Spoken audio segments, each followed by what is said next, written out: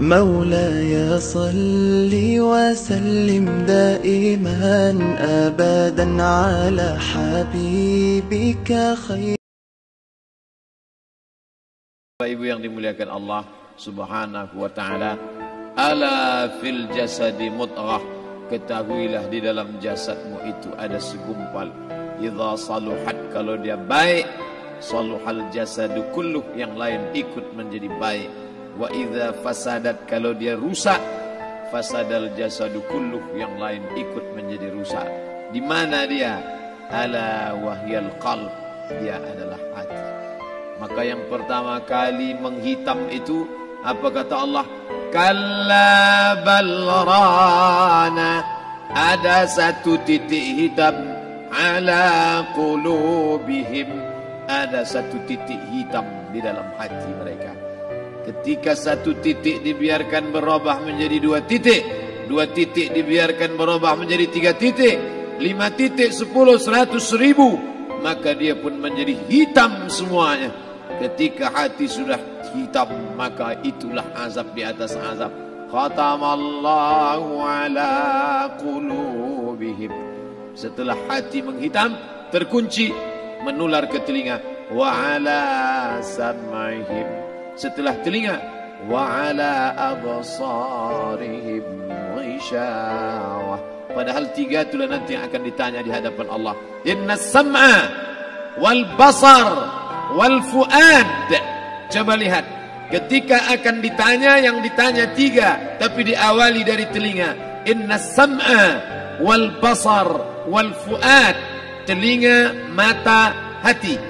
Tapi ketika terkunci, yang duluan dikunci hati. Khatamallahu ala qulubihim wa ala sam'ihim wa ala absarihim. Kalau hati sudah terkunci, telinga tersumbat, mata tertutup. Summum bukmun umyum, summum bukmun umyum, pekak, tuli, bisu, apapun tak lagi masuk ke telinga. Malam ini kita menyadarkan diri kita, terlebih lagi yang berceramah, jangan kau hanya sampai menyampaikan ayat saja. Hai Abdul Samad, apakah kau yang bicara itu hatimu sudah hidup? Senantiasa merasakan diri, aku orang paling hina, aku orang paling kotor, ditempelkan kening ke lantai di tempat yang diinjak tapak kaki, mengatakan bahwa aku bukan siapa-siapa. Malam ini Kepala Kanwil BPN Provinsi, Kabupaten, saya tak bisa membedakan mana yang kabupaten, mana yang kota, mana pegawai tinggi, mana pegawai rendah, semuanya rata sama.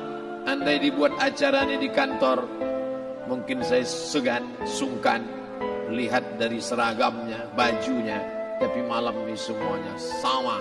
Andai tak disebut tadi Pak Kepala Kantor, Pak Kanwil, saya pun tak tahu mana Pak Kanwil, mana tidak. Fotonya ganteng pula aslinya lagi daripada foto. Artinya apa? Bahwa kalau sudah masuk ke dalam masjid, ketika engkau merasa dirimu tinggi di atas, kau bukan apa-apa, karena yang paling tinggi di badanmu pun kau tempelkan. Tapi saat kau jatuh, rendah, down, stres, kau jangan merasa rendah, karena kau tegak berdiri di hadapan Allah. Kau angkat 2 tangan, Allahu Akbar. Di dalam diri ini disebut dia dengan qalb. Kenapa disebut qalb? Orang Arab menyebut qalb qallaba, karena sifatnya berbolak-balik. Pada saat selesai salat, astaghfirullahalazim, tidak ada yang paling bersih, dia bersih.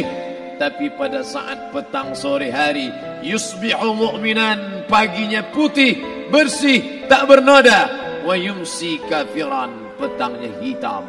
Makanya dari pagi dibersihkan.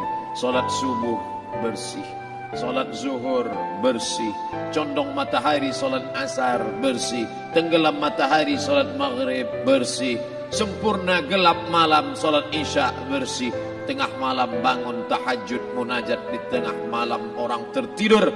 Wa tusalli bil laili wan nasu niyam, engkau tegak di waktu malam, di saat orang semua sedang tenggelam dalam lelap tidur panjang. tapi engkau menangis meratap mengenang dosa begitu banyak. Sab'atun yuzilluhumullah, di antara 7 yang mendapatkan naungan Allah.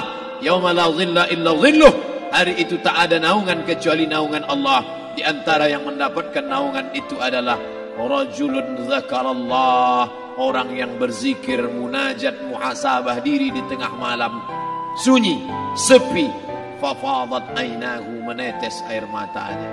Berapa banyak sudah harta dititipkan Allah, berapa kupakai untuk zakat, wakaf, infak, sedekah, wasiat, hibah, ghanimah, harta rampasan perang di zaman Nabi. 7 harta yang akan menolong di hadapan Allah, 1 pun tak dipakai. Umur diberikan Allah 40, 60, 70. Berapa yang kupakai untuk menolong agama Allah? Berapa yang kupakai untuk mengingat Allah? Mata, tangan, telinga, kaki akan diminta tanggung jawab di hadapan Allah. Al-yawma nakhtimu ala afwahihim, mulut terkunci. Wa tukallimuna aydihim, tangan akan bicara. Wa tashhadu arjuluhum, kaki akan bersaksi di hadapan Allah. Siapa yang bisa menolong waktu itu? Kalau pernah tangan ini saat punya kekuasaan, 1 coretan tanda tangan bisa mempermudah urusan masjid. Sebutir kekuasaan yang dititipkan Allah bisa dipakai menolong agama Allah. Itulah yang akan menolong di hadapan Allah. Apa yang disampaikan malam ini, semua biaya pengurusan masjid 0. Itulah sesungguhnya yang akan menolong di hadapan Allah. Adapun harta yang disimpan, tabungan, deposito, tanah, rumah, kendaraan, semua akan tinggal menjadi harta warisan. Istri mengambil 1/4 kalau ada anak. Kalau tak ada anak, istri mengambil 1/8. 1 miliar 125 juta bulan untuk istri. Kalau dia tak tahu hukum gono gini. Kalau dia tahu gono gini, dia tuntut ke pengadilan, dipotong lagi menjadi 2, 500 untuk dia. Dari yang 500 dapat lagi dia 75, 575 bulan untuk dia. Sisanya 425 diambil anak laki-laki 2 kali bagian anak perempuan. Lalu yang kita bawa mati apa? Dulu dibangga-banggakan, dihormati, dimuliakan. Yang kami muliakan Al-Mukarram, Al-Ustad. Tapi pada saat tiba masanya, yang kita bawa tak lain tak bukan innallaha la yanzuru ila ajsamikum. Allah tak menengok badan, fisik, bentuk tubuh, baju. Ini sampulnya saja. Wala ila suwarikum, Allah tak menengok rupa, wajah. Walakin yanzuru ila qulub. Hati kamu yang bersih itulah yang kau bawa menghadap Allah Subhanahu wa taala. Yauma la yanfa'u malun, harta tak berguna, wala banun, anak tak bisa menolong. Harta tak berguna, anak tak mampu menolong. Illa man atallah, kecuali orang yang datang menghadap Allah biqalbin salim, dengan hati yang bersih, hati yang tulus, hati yang memercikkan cahaya iman, hati yang bersih dari hasad, busuk hati, sum'ah, riya, takabbur. Itulah yang menolong di hadapan Allah Subhanahu wa taala.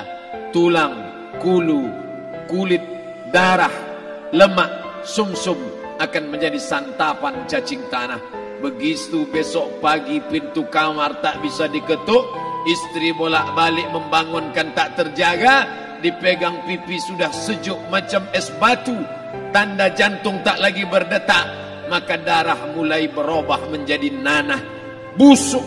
1, 2, 3 hari kalau tidak disuntik formalin, jasad paling busuk jasad manusia, karena semua dia makan herbivora, tanaman saja.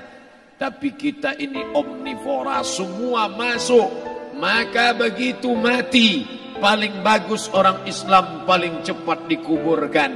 Selesai acara pemakaman, habiskah masalah? Muncul masalah baru. Disitulah kita baru sadar. Apa kata Imam Ali radhiyallahu an? An-nasu niyam. Semua manusia waktu hidup itu tidur. Bapak tidur, ibu tidur, saya tidur. Semua orang waktu hidup itu tidur. Falamma matu, ketika dia mati, disitulah dia baru terjaga dari tidur panjang. Saat Israel mencabut nyawa, ditarikkannya adalah satu centapan yang kuat. Disitulah kita baru terjaga dari tidur panjang. Betapa aku meninggalkan salat, betapa aku tak berzakat, betapa dulu kekuasaan. Aku lulus umur 30, pensiun 58, 28 tahun apapun tak pernah kubuat untuk agama. Sibuk membesarkan anak, sibuk mengurus warisan. Anak pun tak ingat dengan kita karena kita lupa menanamkan pendidikan agama di dalam otak kepalanya. Andai dulu pernah dia dibawa ke masjid, andai dulu pernah dia dibawa umrah, andai dulu dia dimasukkan SD IT, SMP IT, SMA IT, Islamic Boarding School, dibawa ke masjid, takkan dia lupa mendoakan selesai sholat, Rabbighfirli wali walidayya warhamhuma kama rabbayani saghira. Harta yang banyak tak sempat menolong agama Allah. Anak tunggal semata wayang tak sempat dididik agama. Istri meninggalkan dalam keadaan stres susah hatinya karena dia tak diajarkan sabar menerima ridha ketetapan takdir Allah. Dan paling celaka, tak pernah anggota tubuh ini dipakai untuk berzikir, muhasabah, mengingat Allah. Tak pernah mata dipakai menengok Quran, kitab suci Allah. Tak pernah dipakai hati merenung sejenak, apa yang akan kubawa mati menghadap Allah Subhanahu wa ta'ala. Malam ini saya tak minta diajak ceramah tentang hukum zakat, hukum puasa. Saya tidak diajak tanya jawab apa hukum unjuk rasa besok tanggal 4. Yang ditanya adalah bagaimana kita merenung sejenak. Abdul Somad, engkau berhadapan dengan para pegawai Badan Pertanahan Nasional Provinsi Riau, berkumpul 12 kabupaten kota. Ini orang-orang ngurus tanah, dari dalam tanah naik ke atas tanah, ngurus tanah, ngurus tanah, ngurus tanah, masuk ke dalam tanah. Abdul Somad dari dalam tanah naik ke atas tanah, ceramah, ceramah, ceramah, ceramah, ceramah, masuk balik ke dalam tanah. Yang kau bawa apa? Baju koko tinggal, peci tinggal, pakaian kehormatan tinggal. Yang tentara belum pernah saya diundang. Ustadz besok datang takziah, bapak tentara meninggal, tahu-tahu kain kapannya loreng. Tak ada. Yang kau bawa kain tidak berjahit, disobek, kerak. Itu yang akan menyampul kulitmu, yang selama ini kau dimandikan, dibersihkan oleh ibumu dulu 60 tahun yang lalu. Sampai masanya kau lupa kapan kau dimandikan dulu. Sekarang ruh melihat, disebut dia ruh karena dia raha ya ruhu ruh, seperti aroma semerbak yang datang pergi hinggap. Ruh sampai masanya dia datang masuk ke dalam jasad. Ruh sampai masanya dia pergi meninggalkan jasad. Malam ini dimuliakan Al-Mukarram Haji Abdul Somad LCMA.